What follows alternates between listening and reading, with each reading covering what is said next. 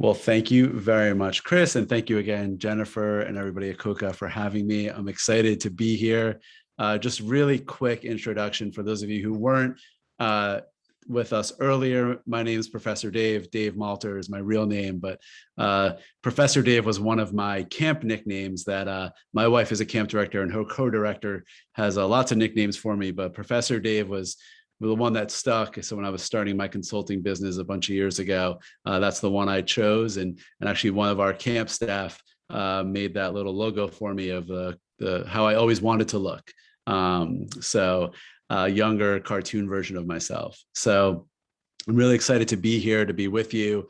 As I said earlier, I've been kind of in the camp space since I was a kid, since I was 7, but professionally for about 20 years or so. Started out working with the American Camp Association of New York, New Jersey, doing educational programming for them, including the largest camp conference in the country, Tri-State, which happens every March. It's actually where I met my wife in Atlantic City, which is an exciting place to be. So we met about 12 years ago now. And we live in Philadelphia. My wife is a camp director in the Poconos here at a private 7-week residential camp, co-ed. And I spend quite a number of summers there full-time running the senior boys side. So I was in charge of all the teenage boys.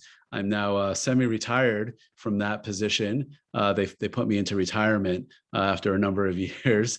And I now still spend time there in the summers, but I also do a lot of consulting and going to different camps. I work for one of the bigger insurance companies doing risk management, child abuse workshops, and I travel around all over the country doing those and during the summer. My real life job, I run a master's program in camp administration and leadership. And Ryan Campbell, who is here, is one of my students. So hi, Ryan, I'll grade your papers soon, I promise. But it's an online program. I've been doing that for about 10 years. And it really brings my two passions together of higher education and camp. And it's an online program. So I've been working online for 10 years. I was ahead of the curve. So I feel pretty comfortable doing it and allows me to travel quite a bit. I was just telling Chris, my wife and I have an RV and we're about to hit the road after this conference. We're going to be heading out west where my in-laws are in Arizona, but making a few stops along the way. So we have 3 dogs now, just adopted a new puppy. So if you hear any strange noises, it's coming from the room where he's hiding out with my wife right now. But it's great to be here. I'm excited to share with you, to learn with you. Like I said this morning, we really want to be kind of coaches for the next 3 days and really be here to answer questions, to guide you in some direction and deal with some things that you might be struggling with or might just need a little time to reflect on, might learn from each other. Ryan will tell you that one of the big components of the program that he's in the master's program is really fits my philosophy of learning, which is learning from others. And a lot of it is really, how can we all help each other? How can we get best practices, maybe learn from some mistakes? I'm pretty honest and open person, and I'm pretty good about admitting when I've done something wrong, when it hasn't worked, and how I've adjusted or asked for help. I'm pretty solutions driven, so that's a lot of what we'll talk about as well. I think it's good to identify problems, but not just to leave it there. So we'll talk about some solutions as well. So what I'd like to encourage you to do is if you can just pop in the chat real quick, just where you're from. I know some of you did that earlier, just so everybody can see where everybody's from. Maybe you'll see a friend in there that you haven't talked to in a while and you can say hello, but just so we can get to know each other a little bit in this environment the best we can. As we go through, I'm going to be asking some questions. We're going to do some work together. So I'll give you the opportunity to either, whatever you're comfortable with, either putting it in the chat, or you can unmute yourself and ask a question. Chris is going to help me out and make sure I don't miss anything or break anything. As much as I've been using Zoom, you never know what could go wrong. But really want you to participate and really feel like you can share and ask questions and help each other. So with that, we're going to talk a little bit about what the session title and description promised, which is getting information. Something that I've learned over the years is it's really hard to get the information that you need about what's going on at your camp. And a lot of it is building trust. A lot of it is identifying the people who will help you. I used to refer to those people as spies, who really were kind of popular figures sometimes at camp. Sometimes they were quieter, but they seemed to know everything. They seemed to know everything that was going on in a really kind of informative way that didn't interfere with what was going on at camp, wasn't gossipy. They just really were paying attention. And as the executive director or whatever your title is or role is, it's really hard sometimes to get that information. And we're going to talk more about that. And, you know, in everything that I do, I really think about things in terms of culture. And what does the culture of your camp look like? And when you're at a higher level, sometimes it's easy to lose focus of that. And sometimes it's you can set the tone, you can decide what you want that culture to be, but you sometimes have a hard time keeping up with it and really seeing everything that's going on that you need to see and really getting a true sense of what the mood is, what the conversations are that are happening, not necessarily towards you, but internally with other people. And if that starts to turn unhealthy, it can be really dangerous for your camp. And we want to avoid that. We want to figure out ways, and this is one of those ways that we can really start thinking differently about getting the information that you need, moving away from kind of some of these traditional pieces, which seems simple, right? Just ask people, right? Just ask what's going on, right? But how many of you here get an honest answer when you ask what's going on, right? Like I walk around camp now, and because I'm like on the leadership, well, now I help with the leadership staff. My wife is the camp director. I walk around and like, I'm a pretty nice guy. You know, not all of you know me that well yet, but Jennifer will tell you I'm a nice guy. I like to smile and have fun. And, you know, I walk around and I approach a staff member and there's like this, you know, falling back and like, oh my gosh, what did I do? Why does Dave want to talk to me? And usually it's just to like talk about something fun, right? Like, do you want to go play tennis? Do you want to play basketball? Right? What's going on? Right? I'm a pretty nice person. I'm not there to really like get you in trouble, but there's this perception as the boss, right? Or somebody who's associated with the boss or whatever that means, that you're not going to get the answer that you're looking for. And when you walk around camp and say like, how are things going? What's going on? Tell me what's going on? How are you feeling? You're going to get a lot of kind of shallow surface answers. And I'm assuming that a lot of you, if you want to raise your hand, you can either agree or disagree, but I'm assuming that a lot of you agree with that, that you're not really getting a true picture of what's going on. And it's because camp is a very different culture. As you all know, I'm not telling you any new information, any secrets. And our traditional way of learning about information doesn't really work at camp, right? First of all, sometimes it's a time issue. It's a responsibility issue. It's a culture issue where maybe you're too far removed from the on-the-ground frontline staff, right? So taking this, what I view, this is really, to me, a traditional model, right? Where like you can ask some really insightful questions and give us attention to something and you'll get a fact, right? And it'll be really relevant and you can take the right. This is a very traditional kind of business model of kind of investigation and figuring things out.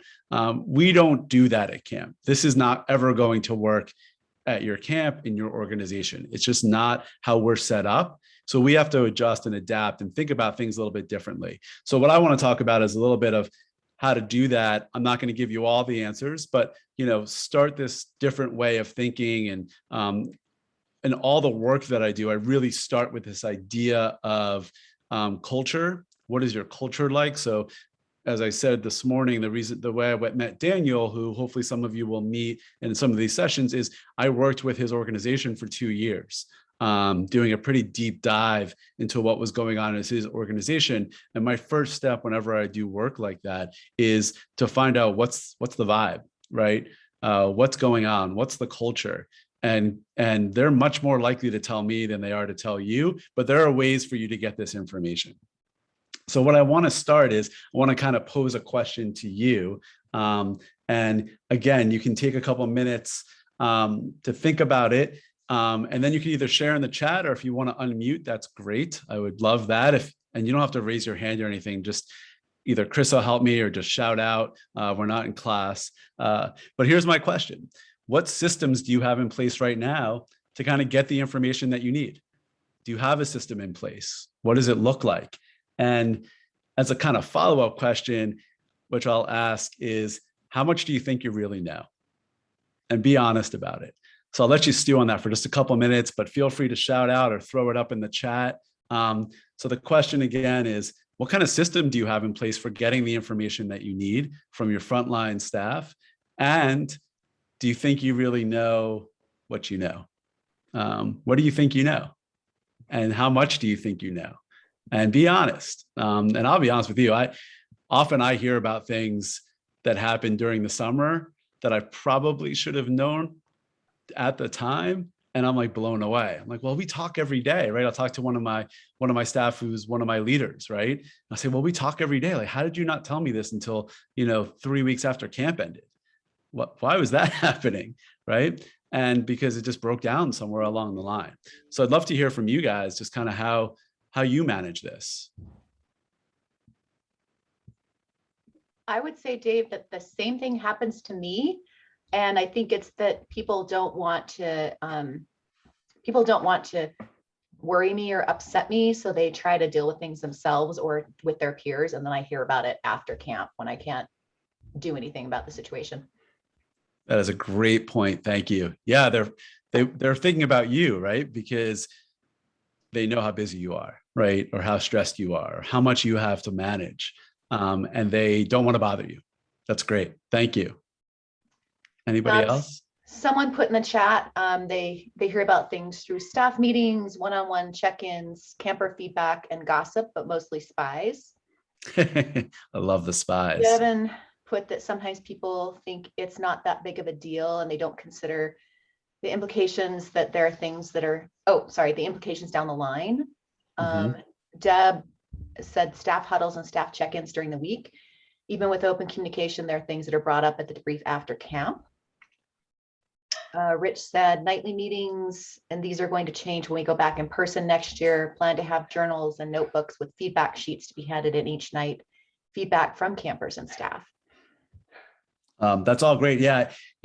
Oftentimes I had a boss when I was a teenager who then I eventually ran a day camp for as an adult also. So we've known each other for 35 years, 36 years. And he taught me this phrase called the curse of knowledge, right? And the people on this call, we hold all the knowledge. We understand the big picture of camp and how one thing can affect another thing. And going back to this idea of what the implications down the line look like and not thinking it's a big deal, a lot of that is a communication issue. We're not great in this industry, me included, about sharing the big picture with our staff. And we call that the curse of knowledge, right? They don't understand how not sharing information could be worse than sharing because they don't know how things are connected. They don't see it the way that we do. So it's a great point. And I think this open communication piece is really smart and useful. I've got another couple comments. Brandon said they use quick Google form feedback forms that people can do anonymously. It's like a virtual comment box, and that gives them really great feedback. Molly said they offer anonymous surveys after each program where lots of juicy stuff comes out. Some of it can be problematic because responses are anonymous. Yeah, that's great. I mean, the juicy stuff is always interesting and fun, right? Again, though, it's after the program. So that's one, glaring issue is, well, we couldn't deal with it right away, right? And I think a lot of these issues need to be dealt with kind of timely and at the moment. The anonymous responses are also a little bit tough because you might have a staff member who really is disrupting what your goals are, what you're trying to set up as your culture, and not knowing where the issues lie and people not feeling that they can share is really tough sometimes. So it's a great point. I've also got from Dennis, they use restorative practices for their community building, uses circles to build trust and connection. So they have daily circles throughout camp multiple times a day versus having meetings. And is that, so just to follow up with Dennis, is that with staff and campers, and do they do it separately? So you have staff circles and camper circles? Yes, we have See if we both. can- Okay, great. Okay, so you really use these staff circles, and you do it in kind of sections, right? So you have a few staff at a time kind of meet. You can't do your whole staff at once, I'm assuming. Correct. Every activity begins with a circle and ends with a circle throughout the day. And there are staff meeting circles after lunch. There are leadership circles. We have circles a lot. That's amazing. And pretty yeah, wide open for our camp. that's awesome. And I think it leads me into kind of where I'm going with this, and the big word of trust, right? And I think that's our aim. So I appreciate all the responses. Hopefully, this will kind of, whenever I'm in a session and learning, a lot of times it's me hearing something and writing down, oh, I should do this, or some idea pops into my head. So hopefully by hearing from other people and seeing other things, you'll get some of that also. But really, so this is going to be a little bit hard to, and I'm not calling any of you ignorant, just to be clear, but this is what is referred to as the iceberg of ignorance. And it's real. So you are all on this call, my 4%ers, because you see 4% of the problems. And then it goes down from there. And the people that are seeing 100% of the problems are your staff, your frontline staff. And I truly believe this, that there is so much that's hidden at camp. And you don't hear about it, you don't know about it, you might find out later. It might come up in some of these surveys or some of these circles or whatever it might be, but there is so much that other people are aware of that you're not. And it makes it really hard to develop the kind of culture that you are hoping for, and the kind of environment and the kind of trust that you need in order to make this a healthy environment. And to make this a productive environment. So what we need to get below the surface, and we need to figure out ways to do that. And it really starts with making a change and committing to that. All of the ideas that came up in the chat are fantastic, right? And what are you doing at your camp? But you really have to take a look at your own practice and say, okay, is it really working, right? Is it something that is productive? Am I getting the information that I need? Is it building the kind of community and culture of trust that I'm hoping for? Or is it just the same old, and something's got to change? And that's hard work.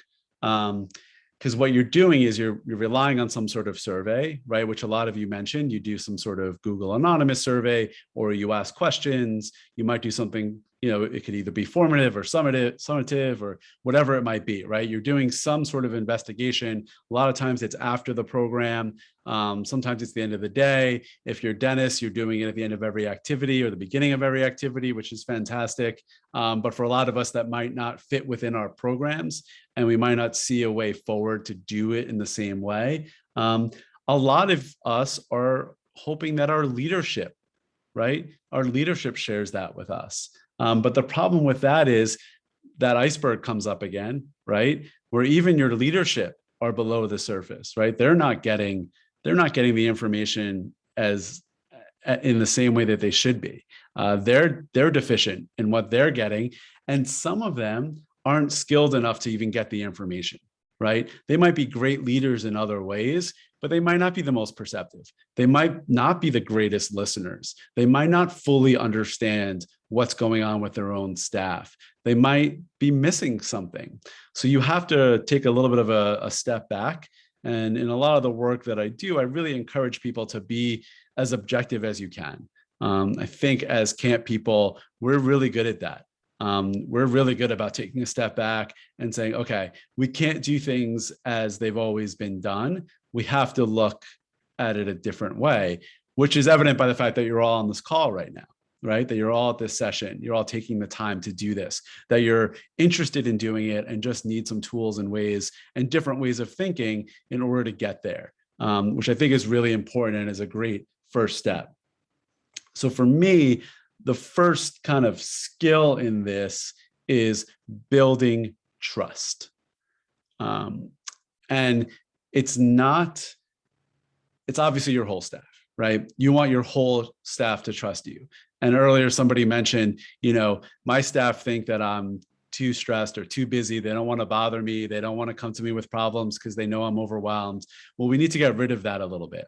And that's part of this trust process of saying, you know what, you can come to me with anything. And it's not going to happen overnight. It's not going to happen just by saying it. You have to show it and prove it, because trust is a difficult concept, right? In order to get somebody to trust you, these are all the things that you have to do. Not that easy, right? It's really not that easy. And it takes some time. And you want your whole staff to trust you kind of in a big general way. But what I like to do is what I started earlier, and somebody used the word spies also, is I want you to identify certain people that you can build this really different level of trust with, who will go to bat for you, who will tell you the truth and will tell you what's going on and tell you the information that you need, and understand that you're not going to rat them out, right? You're never going to mention their name. Nobody's ever going to know how you found out about whatever's going on, the juicy stuff. I like that terminology, the juicy stuff, right? That their sharing is safe with you. And it's really developing these relationships that you identify certain people. It's developing these relationships that will really pay off in the long run. And what I like to do is really have a very open and honest conversation with those people. So you're going to hear me throughout the next couple of days use the word transparency and honesty pretty often. And that's something that I take really, really seriously. I'm very honest. I'm very transparent, sometimes to a fault. I think we can all say that we've done that sometimes. And I think that it's important that you approach these people with that kind of attitude, that you say to them, I need your help. I've always done right by you. I will always do right by you. And now I'm asking you for help. There's some things that are going on at camp or in our organization that I'm not quite understanding. I'm not getting the information that I need. Can you help me? I'm going to ask you to share with me what's going on. So I see that we have a couple questions or comments. Oh, Chris, you're muted. Dang it. There's a comment from Sandy about you have to be approachable and not be the king of the hill. And then Deb is asking, what suggestions do you have when you have a 1 or 2 week camp in the summer with staff? Right. So yeah, you definitely have to be approachable. But sometimes being approachable is still not enough. Because like I said, I'm pretty approachable. But you need to have the conversation. We can't just assume that being an approachable, nice person is going to get people to trust you. I think they're two very different things, for lack of a better word. You have to be able to have. You need to have during the day have a conversation with staff. How are you today? Looks like your group's having a great time. You see a staff person doing something special with a camper. It's that compliment. It's that instant feedback, so that your staff realize that that you see them, that they're not invisible, that your time, although you're busy and involved, you're seeing what's going on around you, and you're Absolutely. giving instant feedback. So I want to say thank you to whoever that was, but I don't know. I couldn't see who it was and what their name is. So thank you. It's Sandy. That was Sandy. Oh, thanks, Sandy. Sorry. Thank you very much. And I agree completely. I do a whole piece about instant feedback and stop saying good job at your camp and give real feedback to people, because it means a lot. You look at it generationally also. There's an expectation, which I think is appropriate and necessary, that we're really specific about what we're saying thank you for, and that we really acknowledge people for what they're doing, because it's a hard job. And I think you have to show people that you care, like it says here, and that's part of that. The other thing that I'll say is my first summer as a full-time camp director, I was an assistant director with actually somebody that I went to camp with, was the director of the camp. So I've known him since I was 7. He's one of my best friends. His son actually goes to camp at my wife's camp now. That's the point we're at now in our lives. And my first summer, I thought I was doing a great job. I thought I was hot stuff, right? I was camp director. I knew what I was doing. I was in charge of program and food and all of these things. And he came up to me maybe like 2 or 3 weeks into the summer and said, Dave, why do you always look so unhappy? And I'm like, I'm not unhappy. I'm fine. He said, Dave, you walk around here with this look on your face that you like literally want to kill everybody. And I'm like, but I don't feel that way. And he said, well, that's what you look like. Because I was just always thinking, right? I was in my head. I had a notebook with me and I'm always writing things down and this needs to get fixed or I need to talk to this person. And I wasn't smiling and I wasn't having fun. And I just was taking it all on my shoulders. And that's a huge piece of what we're talking about and being approachable and letting people come to you. So I had to adjust my approach. And I said, okay, go play basketball.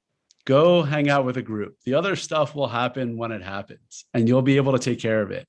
And I actually changed the way. So I was in charge of all the programs. There were like 30 specialists at the camp. And typically I would make a circle of camp and they'd say, Dave, I need this, or Dave, I need that. And I realized that wasn't a healthy way. And it was kind of contributing to this feeling that Dave was stressed or Dave wasn't happy or Dave didn't like me or whatever it was. So I finally put a suggestion box up outside my office. And I said, if you put a slip of paper in there and tell me what you need, I promise, and it was a day camp, promise that every day when the buses get back at 5:30 or whatever time it is, before I go home and the phones stop ringing, I will address that issue and I will take care of it. And I would have a list of things I needed to do and follow up. And then I could be unhappy in my office when nobody else was there. But when I was out at camp, I was fun, right? And approachable. And it changed the entire way that people saw me. And people started coming to me with the things that they needed, with how they were feeling. And it allowed me to cultivate the relationships that I'm kind of talking about here. Looks like so we let's have, see. oh, sorry, Yeah, a please go comment. ahead. Yeah. Wondering about examples of juicy stuff, what examples of information you're seeking. That's from Lynn. All right, so I'll get to that in a second. Let me go back to Deborah's comment about suggestions for a 1 or 2 week camp in the summer with new staff.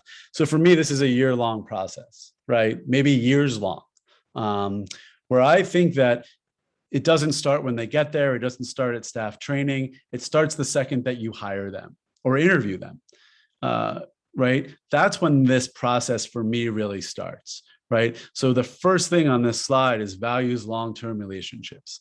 And I think that even if you think that this staff member is one and done, right, they're only going to be there for one summer. You never know. Right. I'm sure we've all had staff who are like, oh, they're seniors in college. They just are doing it, because they couldn't get an internship. They're never coming back. And they now work at camp full time. Right. I'm sure we've all seen that before. So really, for me, it starts at the very beginning of the process. And talking about you, right? And who you are and what you value and how you build relationships and how you trust people and how you honor your commitments. It's something that I talk about a lot is you can never lie to anybody. And that if you do promise somebody something, you better deliver.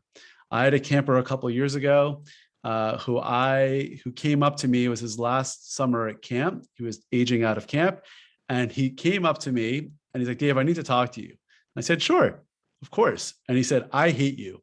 I was like, well, that's a big opener, right? Like, what did I do? Like, why do you hate me? Nobody hates me, right? Well, that's how I think, at least. I like to believe that. And he said, because 3 summers ago, my first summer on senior side of camp, you promised my bunk was having a sleepaway camp. You promised my bunk that we could go raid the canteen because we were all having like a hard time transitioning to this side of camp. And we weren't feeling great, and you never let us do it. You never took us on a canteen raid. And I was like, I'm sorry, right? So that night, I told their counselors, I was like, I'm going to show up at 2 a.m. and we're not just going to raid the canteen. We're going to empty the canteen. right? There wasn't a lot of time left in camp. So I felt okay about it. Plus I'm married to the director. So, still got a little bit of trouble, but not too much. But I felt awful because I had promised something. And to us, like, I don't know if that was that big of a promise, right? And at the moment, I don't remember making that promise. I was probably just trying to get them to come together as a group, or maybe I needed to move on to something else. And the conversation was dragging on. I don't know. And I broke my promise. And if you do that with campers or staff, that trust is broken. And they might not. And again, perfect example. I didn't know, right? Because nobody told me. He waited 3 years to tell me this. And it broke my heart. So juicy stuff. I think juicy stuff is really, it's not the like illicit or, gossipy relationship stuff. I don't care so much about that unless it's affecting camp and affecting campers. For me, the juicy stuff is really just people being negative, people not doing their jobs, people not upholding the standards that we've set at camp, not following through on maybe the behavior plans or the expectations that we have. To me, that's the juicy stuff, right? Because that's the stuff that leads to issues down the road. That's the stuff that 2 weeks after camp, you get a call from a parent about their kid being tortured at camp, and you didn't know because a staff member didn't do what they were supposed to do, and nobody bothered telling you. I tell this story when I go talk about kind of do child abuse workshops, and we talk about risk management and things like that at those workshops, about a kid getting hurt at camp, like 7 or 8 year old boy getting hurt at camp, and nobody's saying anything. And we had no idea that the kid got hurt because he didn't take the camper to the nurse, didn't tell anybody else. And the kid actually ended up in the hospital and had to have surgery. And the mom called us from the hospital, and we were completely blindsided and had no idea. So for me, that's kind of the juicy stuff that I need to know, right? And I think you need to know to make sure that you're tuned in and know exactly what's going on. It's a great question. Now we have a comment yeah. from Camp Wappy Yappy that sometimes a staff member is hiding info because they know the policies and trust leadership to do the right thing. They may not be okay with that. Do you think sharing the big picture and training helps mitigate that? Absolutely. My number one piece of advice that I give camp directors who are struggling with culture a little bit and struggling with this kind of disconnect and kind of, I think it was Jennifer who, maybe it was Chris who said at the beginning about this idea of, I don't seem approachable, is we talk a lot about what a staff member's job description is. How many of you ever talk about what your job description is? Right? So I always tell camp directors or executive directors, when you're at staff training, you should put that up on the screen. Here's what my job description is. Here's what I'm entrusted to do. Here's what my day looks like. Here's some of the conversations I have with parents or other stakeholders, right? And really give them that big picture and show them that, yeah, the policy might be there, but we're trusting you to uphold it, but we're here to support you. And here's where I fit in that. And it goes back to this transparency piece that I really hit a lot on, is what can you share with them? Why are we holding things back? So that's part of it as well. Hopefully that answered the question. If not, let me know and I'll do better. But hopefully that answered. So great questions, great comments. I really appreciate it. Doing this trust, right? Getting this in place and finding those people that you really want to connect with. The big part of it is really getting them on board with this common purpose, right? And what is that common purpose? And that's for you to decide. That's not for anybody else. And really getting them on your side and saying, we are here for the same reasons, right? And for me at this point, a lot of times this conversation is, I'm 43, right? Going to be 44 soon. I've been in camp for a long time, doing this professionally for a long time.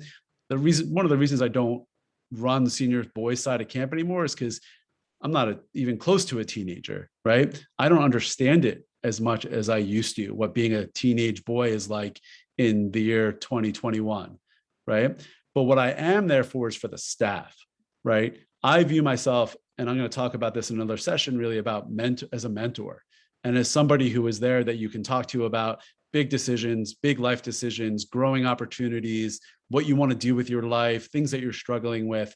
And that's our common purpose, right? And I want this to be a positive experience for you. And the more that you can share with me about what's going on at camp and what's bothering you or what's not working, what we're doing as a leadership team that's not translating, the more I can make this a positive experience for you and get you to that next step in your life, in school, in career, and whatever it might be. So really finding common purpose with these people, I think, is really, really critical, really, really important. So if we go back to, yeah, please. Can I just share quickly? Absolutely. At Camp Tecumseh, we did an exercise where we tried to figure out what our outcome of everything we do should be, taking our mission and figure out what our outcome is.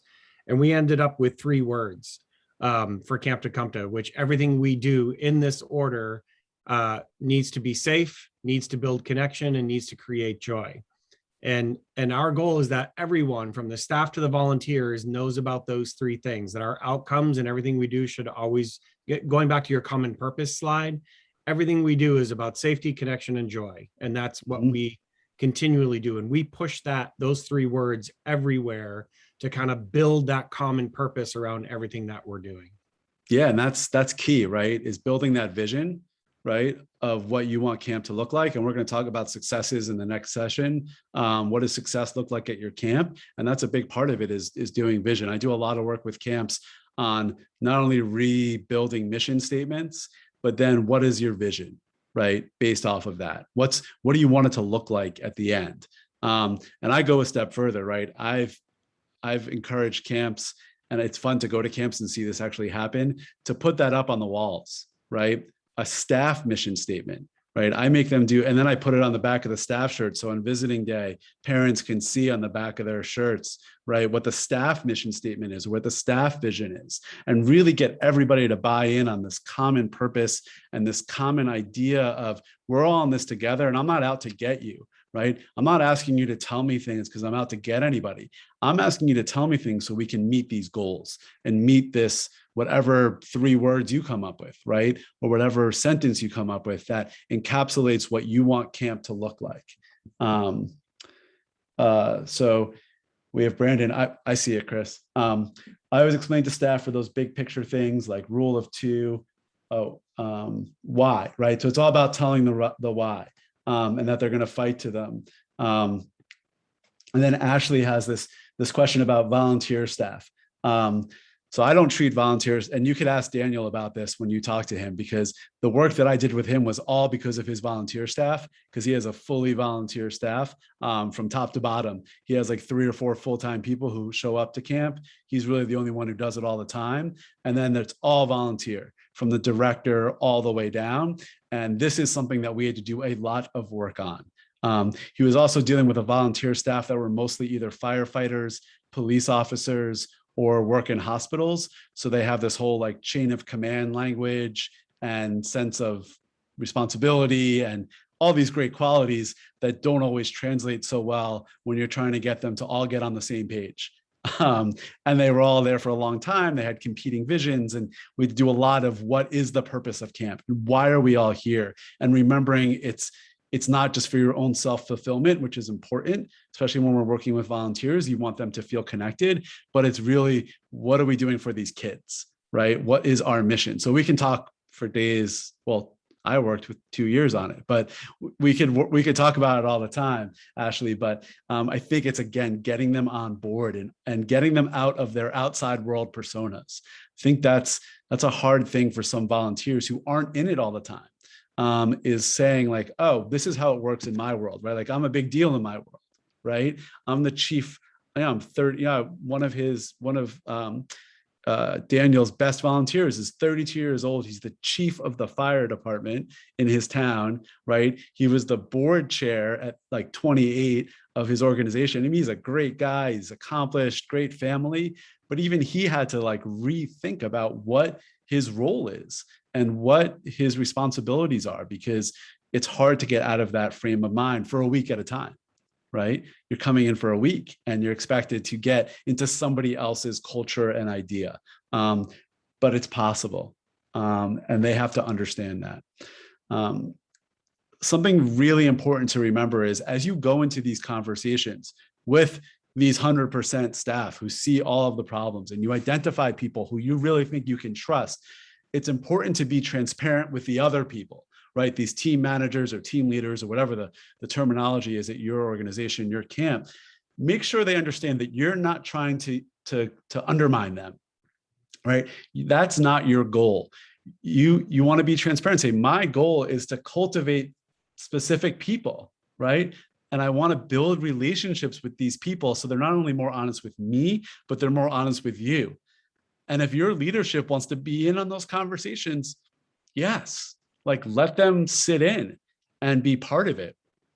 You want everybody to feel more comfortable in sharing and being part of this process. And highlight for them that this type of information sharing is bringing up that next generation of leaders, right? It's only making camp stronger, right? It's helping people become leaders. It's helping them to grow personally because it's a skill to be able to feel comfortable enough to go to the executive director and share an issue that the staff has that nobody else is willing to share, right? And being that person who goes and affects change, which I think is really important. And it's really, again, going back to this idea of common purpose. We are all here for the same reason. And here's that reason. And here's what I'm doing, how it's going to get us there. Okay. So make sure you're addressing the 9% and the 74% on this diagram and being honest with them that this is my plan, right? And if you want to be part of it, great, right? But here's what's going to happen. And here's why I'm doing it. It has nothing to do with you not being a good leader. It has to do with all of us upping our game and making sure that we're dealing with these issues appropriately. So what's next? So something you'll learn about me quickly is that in anything that I do, and I said it earlier this afternoon, I don't just come in and say, here's all the problems, go fix them.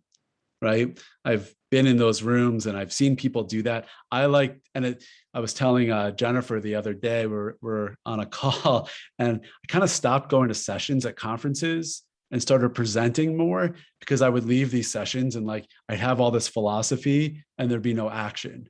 And I'm like, well, what do I do now? Like, I feel like a little jazzed up. I feel excited, but I don't know. They didn't tell me what to do. So I always like to leave with some action, right? So as you start thinking about how you can do this at your own camp, in your own environment, here are some steps to think about. So here are some first steps to really think about as you move forward. So number one is what I just kind of alluded to, is really talk to your trusted leadership. And again, transparency is key, right? Have this conversation, get them in a room and say, we're going to change our culture. We're going to get people at our organization who are frontline staff who are dealing with these issues all the time. We're going to get them to share with us. And it's not because I don't trust you or you did something wrong. It's like, I'm getting calls, a week later or 2 weeks later, or I know there are things going on that I just don't know about. And maybe you don't know about either. Show them the iceberg, right? And explain to them that I need your help with this. And this is why I'm doing that, because I trust you and I need you to get on board. You're not going to be able to do all of it all at once, right? Maybe you're sitting there and you're thinking to yourself like, wow, I could really do this in a lot of different areas, right? With a lot of different people. And you're going through your head about ideas and things to talk about. Really try and focus, right? Small steps, small chunks, do something that's manageable. It's all about goals and setting goals that are achievable. Because if you set goals that aren't achievable and you don't meet them, you're never going to finish.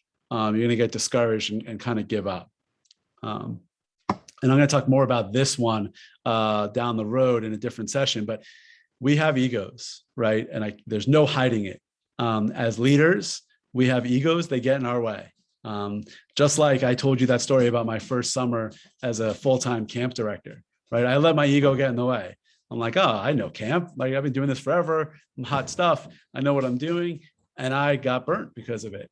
So we've got to know what our own egos are where our own shortcomings are and address those before we can really approach other people. Let go of those assumptions about what you think you know, about your culture. Let people just share. Let them tell you, because a lot of times our assumptions are going to be wrong. And we think we know something and we know the truth, and it's not really what's going on. Take time to plan out this conversation. Something that I was taught a long time ago is whenever you go into something like this and you want to engage with one of these staff members, go back to that idea of how to build trust and what you want the end result to be, right? Start with the end. Know who the person is, know what their personality is like, know what their needs are, ask them a lot of questions, but really plan out the conversation. Don't just wing it, right? Be really intentional about it and make sure that they know what the goal is. Somebody started mentioning this earlier on about making time to talk to people. And when you're having conversations like this, you've got to set aside uninterrupted time, right? So, just before this session, I had to turn off all my emails on my phone and make sure that uninterrupted, right? Turn off the tech, no other meetings, let everybody else know I'm not available during this time, find some place to meet that's more private, that people can't interrupt you. Give this person your undivided attention or people, and make sure that they know that this is your number one priority, that you are focused on them and what they're going to talk to you about and what you're trying to set up is the most important thing. Really, really important. It's so easy to be distracted. And ask them also to not bring their phones. Explain to them, I want to have like a real one-on-one, it's going to be a skill you might teach somebody, right? To be able to focus like that. And then be patient. And this is kind of a recurring theme throughout kind of camp, I think, and everything that I do and all the work that I do is that it's not going to happen overnight. It's a rinse and repeat kind of situation where you have to try it, maybe on a smaller scale, find one or two people that you can really trust and build this kind of conversation with. And then you might have to adjust, you might have to change your approach, you might have to change your expectations, but just be patient with it. It will happen. And eventually you'll get to a culture where everybody is on the same page and everybody does have common purpose and really kind of gets on board and says, you know what? I want to share this information because it is good for camp and it is good for all of us, not just campers, but me as a younger person or me as a staff member or me as a future leader, or whatever their goals are. All of it's going to play into that. So those are my first 7 kind of steps to get you going. And that's really all I wanted to share. I appreciate you all sharing. That was some great conversation. I appreciate it. I think we're right around the right time. We have time for questions, comments, more sharing. I'll stop talking. I'll stop sharing my screen. If I can figure that out. There we go. Now I can see you all. Hello, everybody. You all look great. Those of you who have your cameras on. The rest of you, I love your names. I would just add a comment that I had, Dave, and that's Yeah. I actually needed to have a conversation with my staff where I said, this is what my face looks like when I'm stressed. This is what my face looks like when I'm happy. This is what my face looks like when I'm mad. So that they would not assume that I was feeling a specific emotion. I would say, please ask me because I don't telegraph well through my face. Yeah. Now I've been watching, anybody watching this show, Dope Sick, about the Sackler family, which is absolutely awful. My dad was a doctor, he's retired now, but I remember as a kid, he stopped letting insurance companies come into his hospital. He told the security guards not to let insurance companies in because he didn't want them influencing any decisions. But they made, part of the show, they talk about that chart that's in the hospitals about like what level of pain are you at? And it's like these little smiley faces, right? They didn't advertise, but they invented that as a way to get more drugs into the hospitals. That's kind of what that reminded me of, right? You've got to show people how you feel, right? And I love it. Like, this is me stressed. This is me happy. It might look the same, right? But you can always ask me too, right? Dave, are you all right? Like, how often do people ask you if you're okay? That would be nice, right? If more people cared about how you're feeling. I don't know if there's time for that, but that would be nice. But yeah, I think it goes back. It's a great point, Chris, that it goes back to this like transparency piece of this is who I am.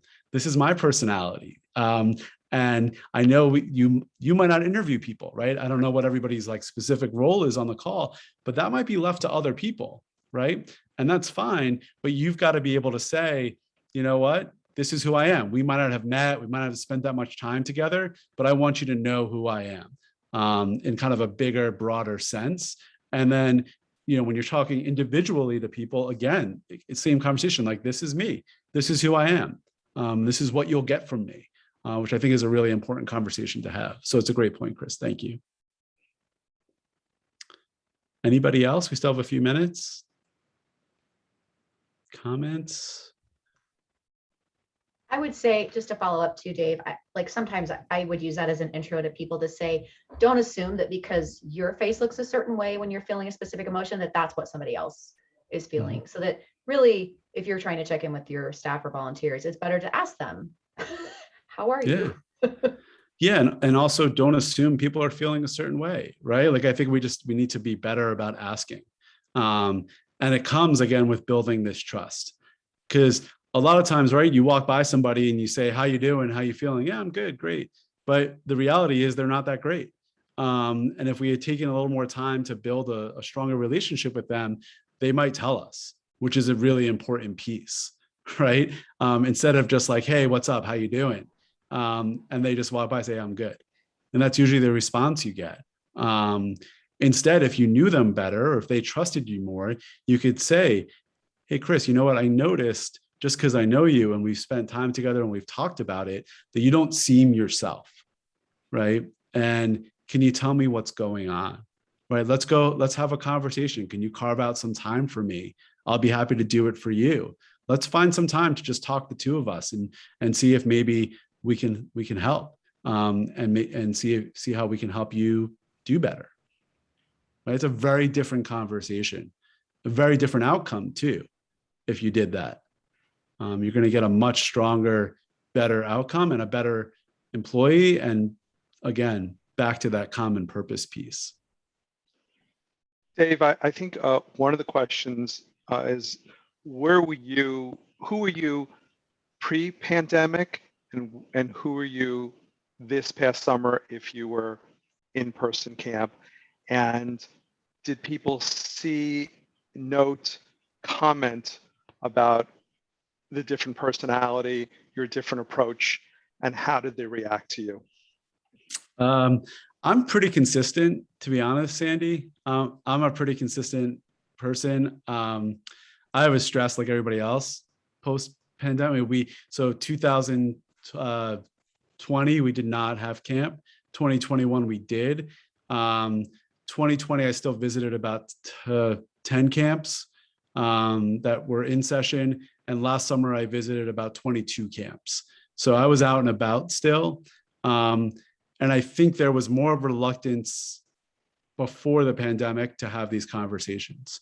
I saw that there was more of a need for people to talk after this summer, when we were back and people had been home for a long time and dealing with loss or whatever kind of issues they were having, that they were much more willing to have these kinds of conversations. Because they needed to lean on somebody and they weren't getting it other places.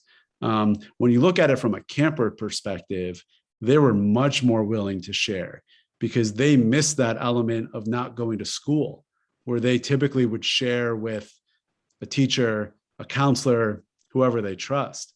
And they came to camp like ready to unload.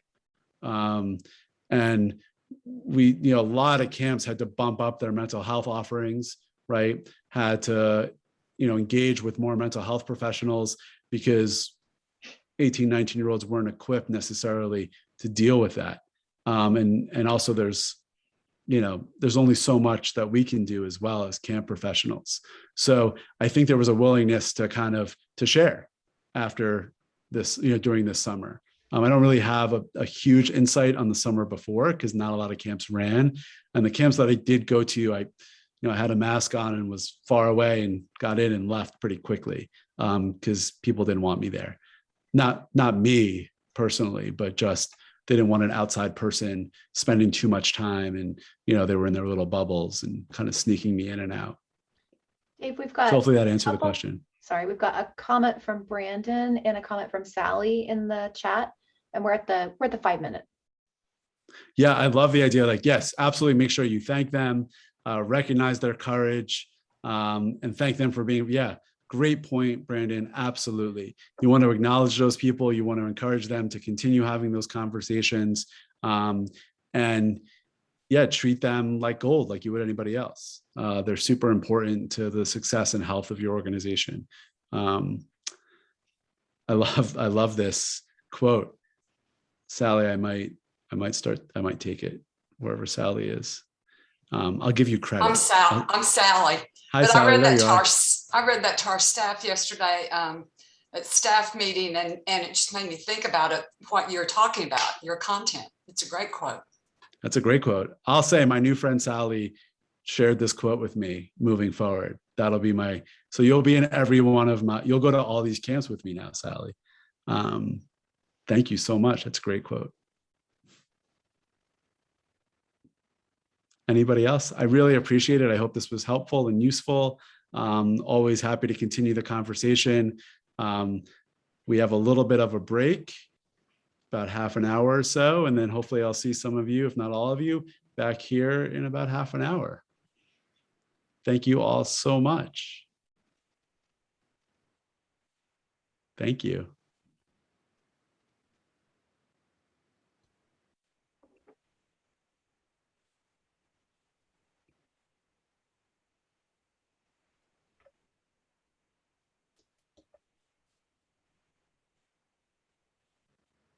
Thank you, Chris, for your help. I appreciate it. No worries. I think that went well. Try Thank not you. to talk too much. No, it was great. I really appreciated you calling out the comments too. That was helpful. I No sort of worries. had them up in the corner on my screen, but it was hard to kind of do it all. hard But it was to- great. Yeah, do everything at once. All right. Good first one. I think so. Yeah. Yeah. Okay, People seemed okay. I think so. A little quiet, maybe. Oh, it's still recording. Should we stop it? Yeah, I'll stop the recording. All right. We'll see you later. We did it. Thank you. Yay. Enjoy your